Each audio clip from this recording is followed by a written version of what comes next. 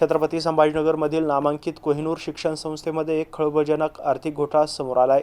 संस्थेची जमीन गहाण ठेवून तब्बल 4,94,20,399 रुपयांचे कर्ज लाटल्याप्रकरणी सिटी चौक पोलीस ठाण्यात गुन्हा दाखल करण्यात आलाय।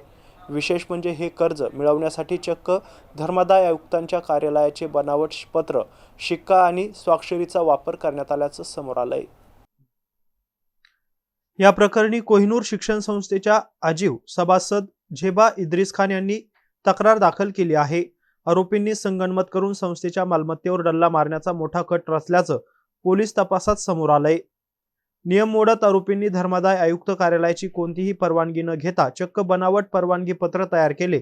त्यावर धर्मादाय आयुक्तांचा खोटा शिक्का आणि अधिकाऱ्यांची बनावट स्वाक्षरी करून ते खरे असल्याचे भासवले।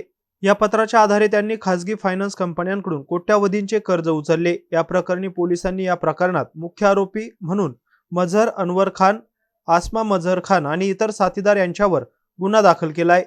तर आरोपींनी खुलताबाद तालुक्यातील बादलाबाई येथील गट क्रमांक 21 आणि 20 मधील जमीन तसेच नांद्राबाद येथील गट क्रमांक 39 मधील एकूण 3 हेक्टरपेक्षा जास्त जमीन चोलामंडल इन्व्हेस्टमेंट आणि प्रोफेक्टस कॅपिटल कंपनीकडे गहाण ठेवली, ज्यामधून 4,94,20,399 रुपये कर्ज काढले तसेच संस्थेच्या कामासाठी कर्ज न वापरता स्वतःच्या आर्थिक फायद्यासाठी वापरले। दरम्यान या घटनेचे गांभीर्य लक्षात घेता या गुन्ह्याचा तपास आर्थिक गुन्हे शाखेकडे वर्ग करण्यात आलाय। पोलीस निरीक्षक संभाजी पवार या प्रकरणाचा सखोल तपास करत आहे।